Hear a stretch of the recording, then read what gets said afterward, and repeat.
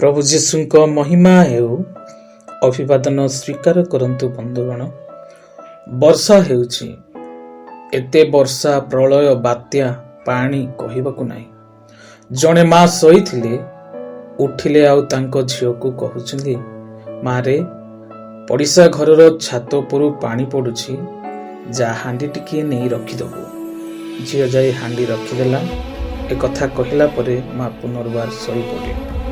जेतेबेले मांकर निद भांगिला उठी देखुछंती हांडी रे पानी नाही। झड़ वर्षा हेला हांडी रे पानी नाही कारण झियो हांडी को ओलटा करी रखी दीछि।